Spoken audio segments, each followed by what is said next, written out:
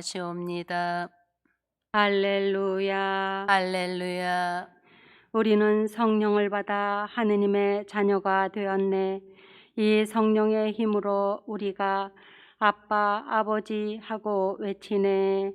할렐루야. 주님께서 여러분과 함께 또한 사제의 영과 함께 마테오가 전한 거룩한 복음입니다. 주님 영광 받으소서.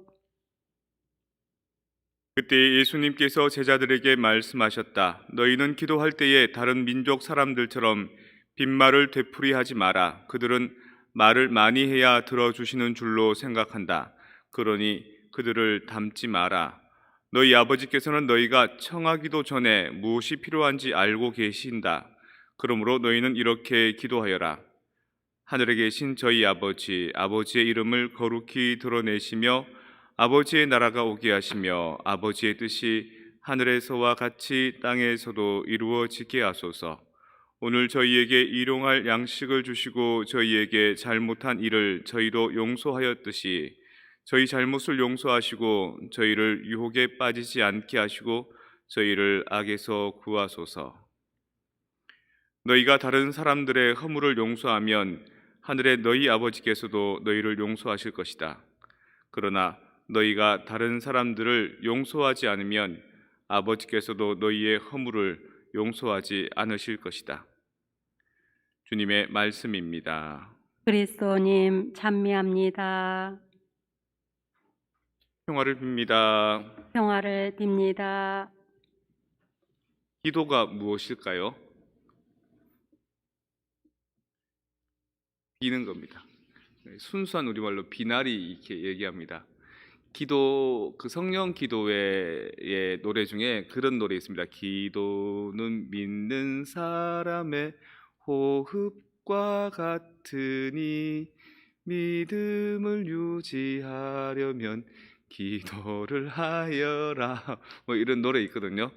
기도는 믿는 사람의 호흡과도 같고 또 기도는 무엇과도 같냐면 수화와도 같은 겁니다.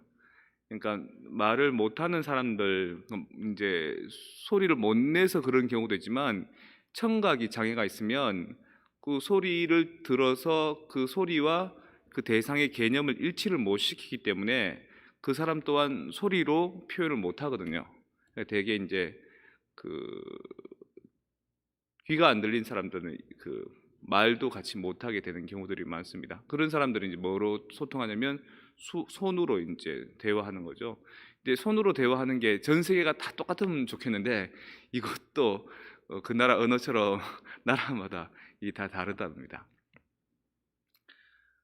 하느님과 인간의 관계도 그런 거죠. 하느님은 우리한테 말씀도 하시고 우리 말을 듣기도 하시지만 우리는 하느님의 말을 잘 못 듣습니다. 우리 일상 속에 숨어 있는 하느님 당신의 음성을 메시지를 이렇게 해석해내야 되고 음미해내야 되고 묵상해내야 되거든요.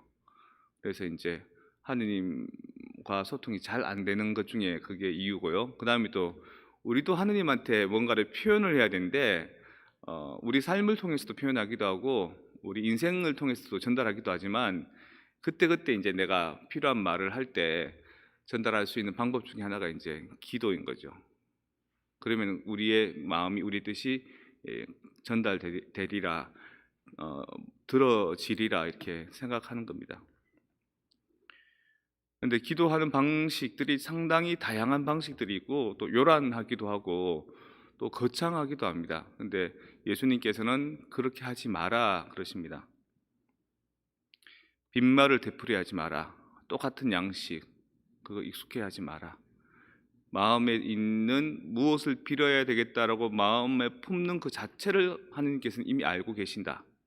그리고 하느님한테 이렇게 기도해야지라고 마음속에 품는 거룩한 마음조차도 거룩하신 영께서 나에게 불러일으켜 주시는 것이다. 성령도 하느님이시니까 벌써 내 안에 벌써 작용하시기 때문에 그분과의 소통들을 원하게 되는 거죠. 아침에 일어나면 제일 먼저 우리가 해야 되는 기도가 뭐냐면 입술에 십자가를 이렇게 그으면서 주님 제 입시유를 열어주소서, 제 입술을 열어주소서, 제 입이 당신을 찬미하오리다라고 기도를 해야 됩니다. 레지오 마리에도 그렇게 기도하는 대목이 있죠, 그죠? 예. 그리고 성물도 하시는 분들은 독서기도 할 때 아침기도 말고 독서기도 할 때 처음에 초대송이라고 해서 그렇게 입을 엽니다. 그게 대충 몇 시쯤 되냐면 새벽 4시쯤 됩니다. 새벽 4시까지 침묵을 지킵니다. 저녁에 잠들기 전에 성경 구절을 읽습니다. 어떤 성경 구절? 내일 미사에서 듣게 될 복음 말씀을 듣습니다. 듣고 마음속에 이렇게 생각하고 잡니다. 이게 무슨 뜻일까? 그 아침에 눈 뜨자마자 일어나서 그 생각이 나에게 어떻게 정리되었는지, 나에게 어떻게 남아있는지를 이렇게 마음에 이렇게 되새김질합니다. 그러면서 처음 입은 침묵을 하는 거죠. 저녁 잠들기 전부터는 침묵을 지키고 소침묵, 대침묵을 지키고 그 다음에 아침에 일어나자마자 내 입술을 처음 열 때 짜증을 내는 게 아니라 화를 내는 게 아니라 귀찮아하는 게 아니라 주님 제 입시유를 열어주셔서 제 입이 당신을 찬미하리다 라면서 하느님을 먼저 찬미하는 거죠. 그러면서 기도하는 게 아침 기도입니다. 오늘 아침에 이렇게 일어나니까 몸이 제법 찌뿌둥합니다. 어제 이제 관공서를 많이 다녔거든요. 여기 온 지 한 석 달 다 돼가는데 이제서야 그 운전면허 시험 어제 필기 시험 쳤습니다. 아침 7시부터 기다려서 9시 반 문 열릴 때까지 밖에서 이렇게 쭈그리고 앉아서 기다렸습니다. 딴 사람도 많이 서 있더라고요. 그러다가 들어갔더니만 서류 접수하는데 한 2-3시간 걸립니다. 그리고 뭐 접수하고 이리 갔다 저리 갔다가 또 더 가져와라 그러고 더 가져오고 이러니까 한 11시 넘어가더라고요. 점심 되면 또 중간에 다시 또 와야 되는데 걱정하고 있는데 이제 시험을 치게 됐는데 시험 치는 건 한 20분 합격했습니다. 그리고 오후 되니까 또 오후에 또 관공서 일을 보러 갔는데 상당히 제가 한국에서 생활할 때 그 행정 처리는 한 반나절이면 할 수 있는 일들을 지금 벌써 한 3-4일째 계속 이렇게 하고 있습니다. 육신이 지치지요. 그래서 오늘 아침에 좀 피곤했는지 아침에 몸이 찌뿌둥하니 그렇더라고요. 그런데 머릿속에서는 오늘 어떻게 저녁에 성시간에 예수님의 마음을 여러분한테 전달해 줄 수 있을까? 내가 선택한 성경의 구절을 어떻게 내가 풀어서 잘 묵상글을 쓸 수 있을까를 생각하는데 다른 성경 구절이 싹 떠오르더라고요. 그래서 그게 기뻤습니다. 내가 생각하는 첫 번째 생각이 하느님을 생각하는 것이었고 첫 번째 말마디가 하느님을 찬미하는 말마디였고 또 그거를 나 혼자 공유하지 않고 우리 교우들에게 어떻게 하면 잘 나눠 드릴 수 있을까? 그래서 제 소망이 하나 있다면 제가 이렇게 신앙의 씨앗을 뿌려 드리고 난 뒤에 이게 이제 언제쯤 자라나면 좋은지 제가 한국으로 돌아가고 난 뒤에 4년 후에 그때 그게 무성하게 자라나서 막 열매를 맺고 막 이렇게 나무를 이루면 참 좋겠습니다. 내가 있을 때 성과를 내면 내가 교만해질 테니까. 어떤 성인한테 성인이 아니죠. 그냥 수도자한테 수사님한테 그 천사가 찾아왔습니다. 네가 열심히 기도하고 네가 정말 거룩하게 하느님을 생각하고 살아가니까 하느님께서 너를 통해서 기적을 일으켜 주시려고 한다. 무엇을 원하느냐 물어본 거예요. 성인이 나는 기적을 원하지 않는다고, 나를 통해서 기적을 일으키지 말라고. 하느님께서 이미 한번 말씀하셨기 때문에 거두어 드릴 수 없다. 얘기해라. 그러니까 그렇다면 얘기하겠는데 정말 나를 통해서 기적이 일어나게 하려 그러면 내가 모르게 좀 해달라. 내 눈앞에서 일어나지 말고 내 등 뒤에서 내 그림자에서 일어나게 해달라. 이렇게 얘기를 한 거죠. 천사가 좋다. 그렇게 해주마. 그 다음부터 사람들은 그 성인의 앞에 면전 앞에 오지 않고 그 성인의 뒤만 졸졸 쫓아다닙니다. 그림자만.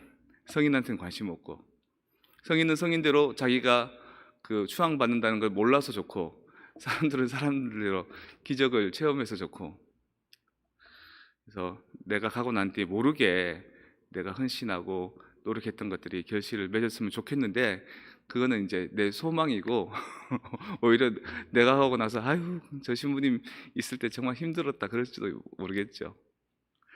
어쨌거나 우리는 하느님의 그 자녀로서 그 하느님과 함께 늘 대화하고 싶고 또 기도하고 싶고 하느님의 음성을 듣고 싶은데 그게 꼭 정형화된 기도문으로서만 하는 게 아니라 말로 뱉어서 하는 것만이 아니라 말도 채 나오기 전에, 생각도 채 하기 전에 하느님이 내 안에 뭔가 머무르시는 같은 느낌, 존재감, 이런 것들 체험할 때 그게 제일 좋습니다.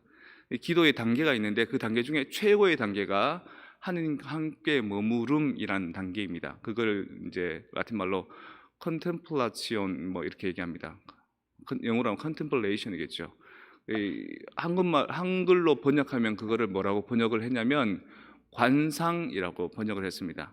국어 사전에서 관상을 찾아보면 첫 번째 관상이 볼관자에 서로 상자, 이렇게 서로 마주대하고 이렇게 보는 겁니다. 제복이 좀 있는데, 돈 좀 벌겠는데, 자식 복이 좀 있겠는데, 뭐 이런 거. 그게 제일 첫 번째 나오는 관상의 뜻이고요. 두 번째 나오는 관상은 관상용 물고기, 관상용 나무, 풀 이런 거 있잖아요. 꽃.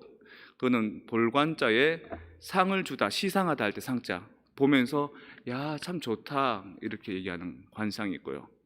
그다음 또 관상이 뭐가 있냐면 볼관자에 코끼리 상자. 코끼리 상자를 왜 쓰냐면 하늘의 별을 볼 때 저게 코끼리 모양의 별인지, 저게 뭐 국자 모양의 별인지, 저게 뭐 무슨 궁수 모양의 별인지, 이런 별자리를 관측하는 천문 관상대 할 때 하는 관자. 이거 그러면 기도할 때 관상이라는 말은 없나? 그 다음에 보니까 의사들이 수술할 때 심장에 있는 아주 가는 동맥들, 정맥들이잖아요. 관상동맥, 대롱처럼 길게 생긴 관상.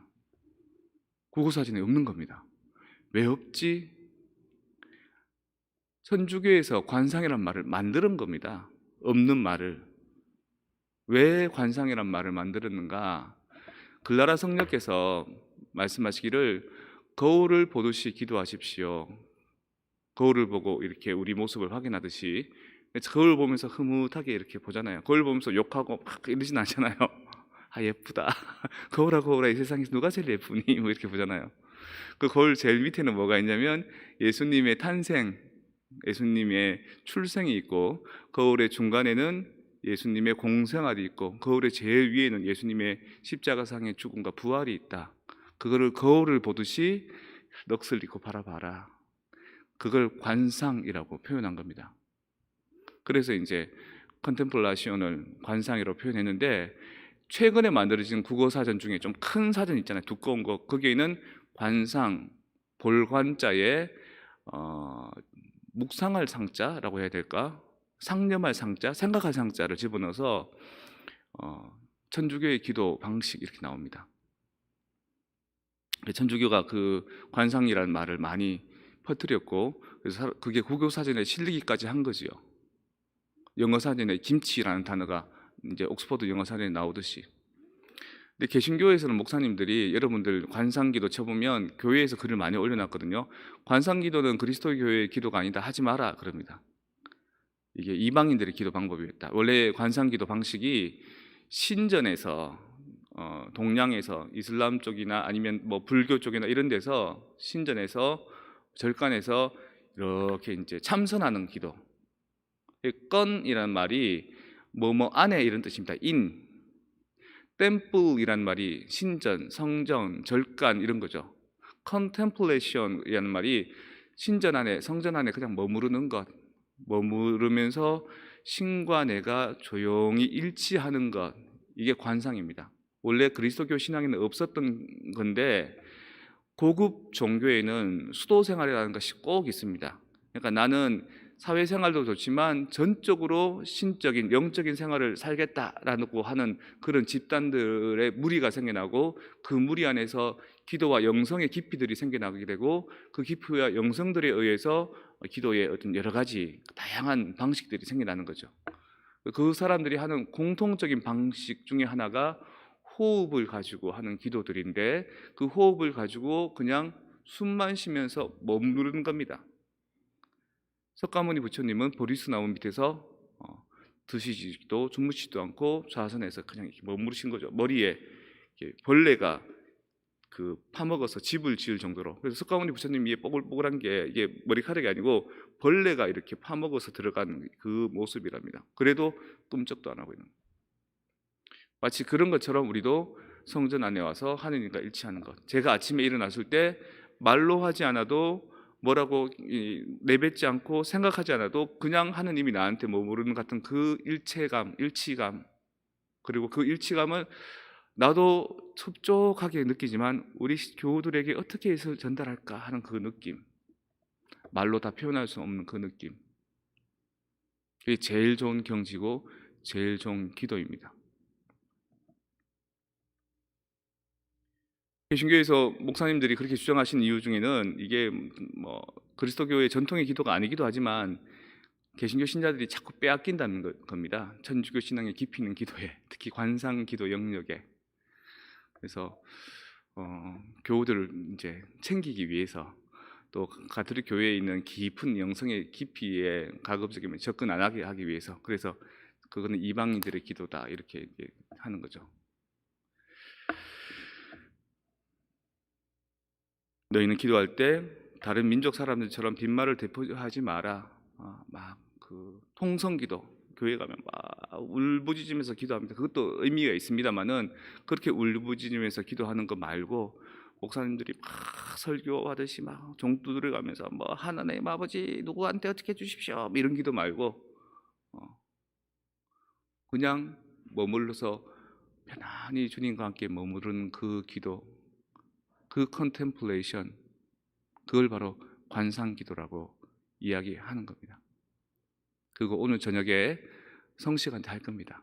그래서 미사 나오셨지만 저녁에 또 한번 오셔서 성시간 때 예수님께서 성체의 모습으로 우리와 함께 머무르시는 그 상황, 거기에 푹 젖어드는 나 한번 느껴보시면 좋겠고, 또 못 나오시면 영상으로 보시면 좋겠고, 또 꼭 성시간 아니더라도 저처럼 잠들기 전에 그 다음날 복음 말씀 한번 읽어보시고 내내 그 생각에 한번 빠져보시고 아침에 일어나면 그 생각을 다시 한번 떠올려 보시고, 그리고 첫 마디 뜰 때 입술에 십자가를 그으면서 주님 오늘 내가 하는 이 말 당신을 찬미하게 하고 사람들을 사랑하게 해주십시오 라는 삶을 한번 살아보셨으면 좋겠습니다. 그래서 이거는 일반적인 신자들한테 하기 힘든 말인데 여러분들은 이렇게 보니까 거의 매일 미사 나오시는 분들이고 신앙에 대해서 많이 갈증을 느끼시는 분들이고 더 깊이 있는 신앙을 원하시는 분들이기 때문에 제가 여러분들한테만 특별히 드리는 특별 힌트입니다.